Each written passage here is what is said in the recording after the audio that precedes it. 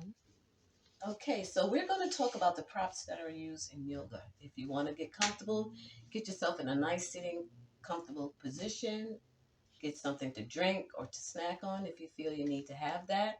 We're going to start with the first prop that is used in yoga is your mat. Now, when it comes to the mats, you can use a mat of your choice. Most mats are plain and simple as I have here. Other mats may have what's called alignments, which are done to they're on the mats to make sure that your body and feet are aligned to the proper positions that you need. So when you buy your yoga mat, you can get that as your choice, but we will learn about alignments on another video. So your yoga mat will be basically a square, long, rectangular. It's approximately the length of your body, and it comes in different colors. Now, the best colors that most people use are usually gray, or they're maybe a dark gray or black. When it comes to other colors, you can get that if you like, but sometimes the brighter colors can be a distraction. So you could lose your focus when you're concentrating on a pose. So I suggest that you go with grays and maybe the black or charcoals. The next prop you're going to use will be your blocks. Now, blocks come in pairs and they also come in different colors as well. I particularly like just the basic gray. Now, there are different sizes to using the block. I will take one and just put one aside so I can set it up as an example for you. The first side is usually the tall side, which is used. That's number one.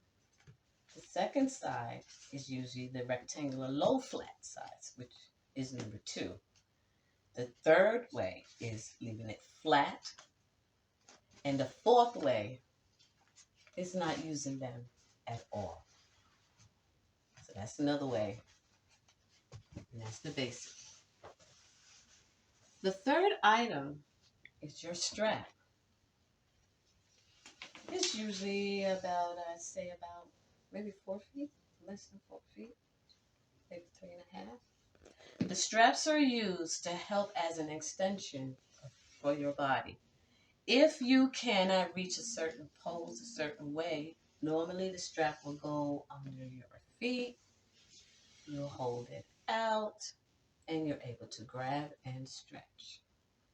If you need it for over your arms and over your shoulder, you usually grab it, twirl it around, hold it up, put it out as you would need it. That's how straps are used. And they're also used for any type of standing or sitting that you would do in a pose. Now, if you don't need the straps, you do not have to use the straps, but they are all helpful. All these props are very helpful for you when you're doing a pose. Another item and prop we have is your bolster. Everyone loves the bolster.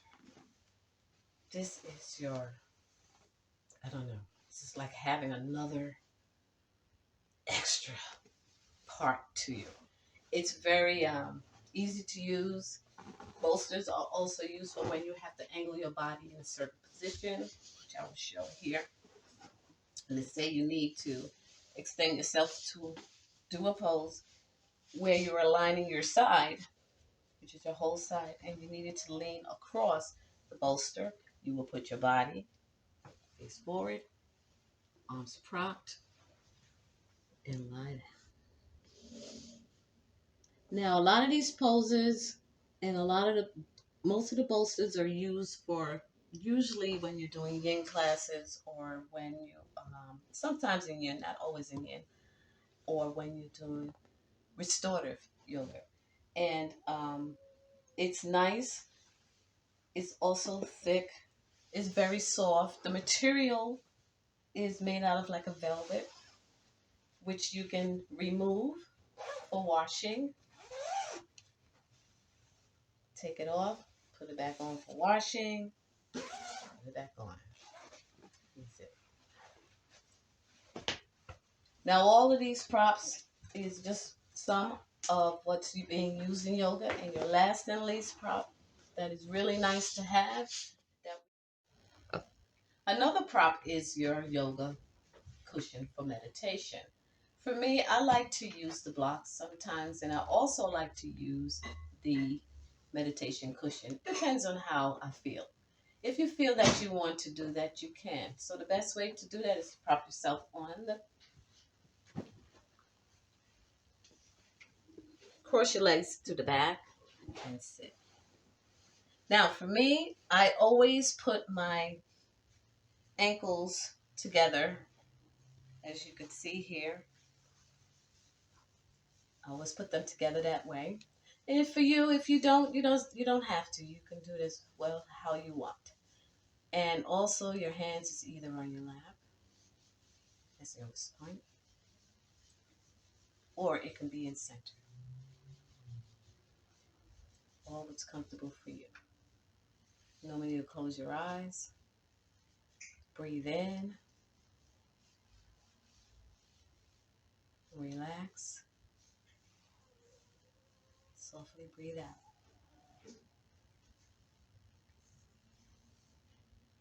Breathe in, breathe out.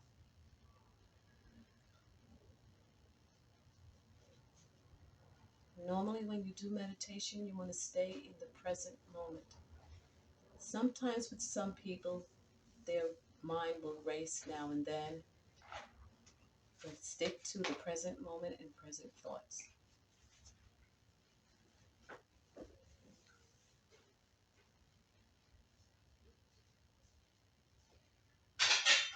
Open the eyes, and that's it. That's your cushion. You can go to any store that will carry these items. Most of the time you can get them online, or you can go to any store that will have them. I do suggest that when you are buying your yoga mat, make sure you buy a good quality one. And you find that you can do your research on that online of finding the best quality type of yoga mats, because it is so important to have a good yoga mat. What happens when you're on a yoga mat? It is your space. And it's no comparing to anyone else's or anything like that. It's just your. And when you get on that, it will just feel like it's you. So you will feel that as soon as you get on the mat of your choice. You will always like it. You may not even want to change it, but you do have to wash your yoga mats. I suggest you wash them, like, I would say every month or so, every 2 to 3 weeks or so, because you do have to clean them off every time you use them. So every time you use your yoga mat, there are nice sprays out there, anti-sanitizer sprays that you can use, and you spray your yoga mat at every use. And let them air dry and put them away. And the same thing with your mats and your straps and bolsters as well. And I hope you enjoyed this video. I know I may have been a little shaky with it, but I do hope you enjoyed the video. This yoga class is for you and for me, and we're going to do this together. So you do not have to worry about not doing this pose correctly. You don't have to worry about anyone laughing at you doing the pose, because that's not what happens when we go to yoga classes. Everybody is very respectful, and it's not treated as a competition.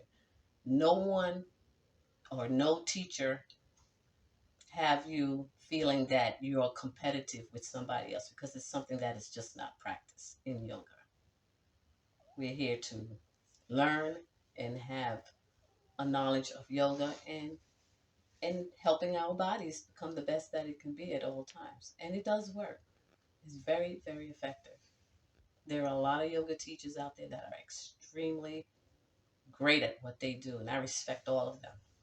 And they're the reasons why I'm here today. So I'm glad to be able to be part of this journey, and it truly is a journey, and it is a nice journey. And we're going to do this together. So don't worry about whether you can't do a pose or you're falling out of a pose. It's all good. You will have a nice time with it. I promise you that. And see you next time on the mat. Namaste.